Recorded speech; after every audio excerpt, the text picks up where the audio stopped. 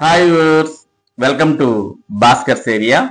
ఈ రోజు ఉన్నటువంటి ఏపీ డిఎస్సి ఏపీ టెట్ విద్య మరియు ఉద్యోగ సంబంధిత సమాచారంలోకి వెళ్తే, ఏపీ మెగా డిఎస్సి 2025లో ఎంపికైనటువంటి ఉపాధ్యాయులంతా అక్టోబర్ 13వ తేదీన కొత్త పాఠశాలల్లో చేరారు. వీరికి అక్టోబర్ 3వ తేదీ నుండే జీతాలు చెల్లించే అవకాశాన్ని ప్రభుత్వం పరిశీలిస్తోంది.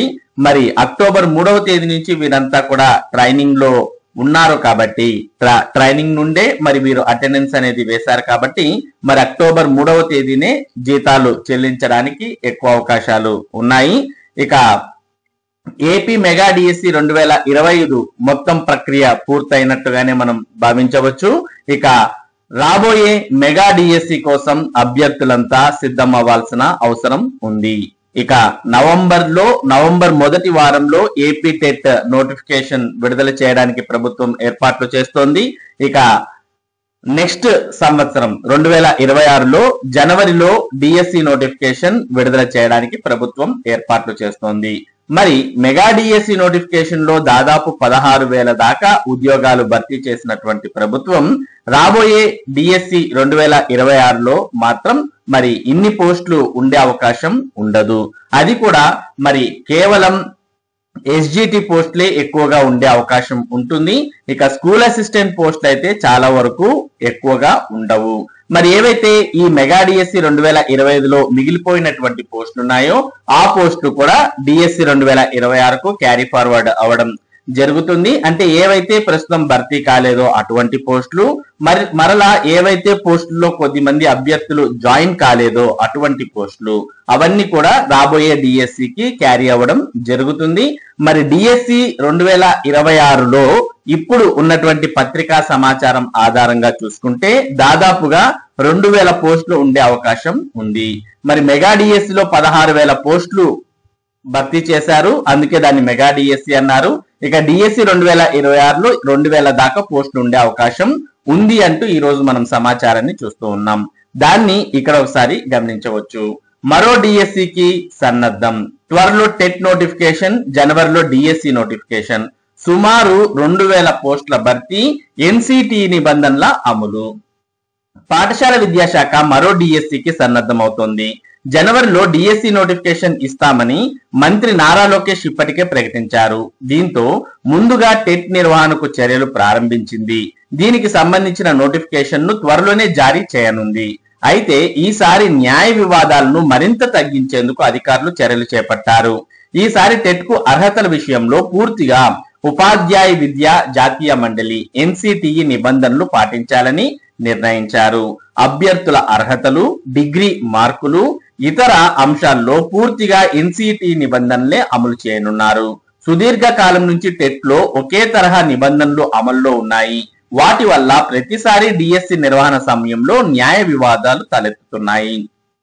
ఈసారి నిబంధనలను పూర్తిగా ఎన్సిటి తరహాలోనే మార్చి తద్వారా న్యాయ వివాదాలు తలెత్తకుండా చూడాలని అధికారులు నిర్ణయించారు.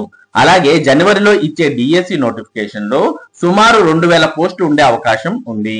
స్పెషల్ డిఎస్సి పోస్టులు 1000, మెగా డిఎస్సి 2025లో మిగిలిన పోస్టులు 406. మొత్తంగా ఈ ఏడాది ఉపాధ్యాయుల పదవీ విరమణలతో ఏర్పడే ఖాళీలను కూడా కలుపుకొని డిఎస్సి నోటిఫికేషన్ ఇస్తారు. ఖాళీలు పెరిగిన విద్యార్థుల సంఖ్యను కూడా భర్తీకి ప్రామాణికంగా తీసుకుంటారు. కాబట్టి ప్రస్తుతానికైతే ప్రభుత్వం డిఎస్సి నోటిఫికేషన్ లో సుమారు 2,000 పోస్టులు ఉండే అవకాశం ఉంది అనే విషయాన్ని చూస్తూ ఉన్నాం. దాంతో పాటు స్పెషల్ డిఎస్సి నోటిఫికేషన్ కూడా విడుదలయ్యే అవకాశం ఉంది. ఆ స్పెషల్ డిఎస్సి నోటిఫికేషన్ లో 1000 పోస్టులు ఉండే అవకాశం ఉంది. ఇక మెగా డిఎస్సి 2025లో 406 పోస్టులు మిగిలిపోయాయి. అలాగే మరి ఉపాధ్యాయ విరమణ అంటే రిటైర్మెంట్ పోస్టులు కూడా కలుపుకుంటే మరి దాదాపుగా 2,000 పోస్టుల వరకు మరి రాబోయే డిఎస్సి నోటిఫికేషన్ లో పోస్టులు భర్తీ చేసే అవకాశం ఉంది. ఇక మరికొన్ని పోస్టులు కూడా పెరిగే అవకాశం ఉంది అనే విషయాన్ని మనం ఇక్కడ గమనించవచ్చు. ఇక ఏపీ టెట్ నోటిఫికేషన్ కూడా నవంబర్లో మామూలుగా అనుకుంటున్న దాని ప్రకారం నవంబర్ 10వ తేదీన ఏపీ టెట్ నోటిఫికేషన్ విడుదల చేయాలని ప్రభుత్వం భావిస్తోంది. అయితే ఏపీ టెట్ నోటిఫికేషన్ కు ప్రస్తుతం టీచర్లు ఎవరైతే ఇన్ సర్వీస్ టీచర్లు ఉన్నారో వారిని కూడా అనుమతించాలా వద్దా అనే దాని మీద ప్రభుత్వం ప్రస్తుతం ఆలోచన చేస్తోంది. దాంతో పాటు మరి సుప్రీంకోర్టు ఇచ్చినటువంటి తీర్పు ఏదైతే ఇన్ సర్వీస్ టీచర్లు మరి సర్వీస్ లో కొనసాగాలన్నా లేదా ప్రమోషన్స్ పొందాలన్నా కంపల్సరిగా టెట్ ఉత్తీర్ణులు అవ్వాలి అంటూ సుప్రీంకోర్టు ఏదైతే గతంలో తీర్పు ఇచ్చిందో మరి ఆ తీర్పును రివ్యూ చేయడానికి రివ్యూ పిటిషన్ ఏమైనా దాఖలు చేయాలా అనే దాని మీద కూడా అధికారులు చర్చిస్తూ ఉన్నారు. మరి రివ్యూ పిటిషన్ దాఖలు చేయడం అలాగే ఇన్ సర్వీస్ టీచర్లను ఏపీ టెట్ కు అనుమతించడం లాంటి వాటి మీద అధికారులు చర్చించారు. దీనికి సంబంధించినటువంటి సమాచారాన్ని కూడా మనం ఇక్కడ గమనించవచ్చు. టెట్ రాసేందుకు టీచర్లకు అవకాశం కల్పించాలా వద్దా? సుప్రీంకోర్టు తీర్పు నేపథ్యంలో అధికారుల ఆలోచన. రివ్యూ పిటిషన్ వేసే అంశం పైన చర్చలు. త్వరలో విడుదల కానున్న నోటిఫికేషన్. ఉపాధ్యాయ అర్హత పరీక్ష ఏపీ టెట్ నోటిఫికేషన్ ఇచ్చేందుకు పాఠశాల విద్యాశాఖ కసరత్తు చేస్తోంది. సుప్రీంకోర్టు తీర్పు నేపథ్యంలో టెట్ రాసేందుకు 2011కు ముందు చేరిన టీచర్లకు అవకాశం కల్పించాలా లేదా అన్న దానిపైన ఆలోచన చేస్తోంది. రాష్ట్ర ప్రభుత్వం ఏటా 2 పర్యాయాలు టెట్ నిర్వహిస్తోంది. ఈ ఏడాది నవంబర్ చివరి వారంలో టెట్ నిర్వహించేందుకు ప్రకటన ఇవ్వనుంది.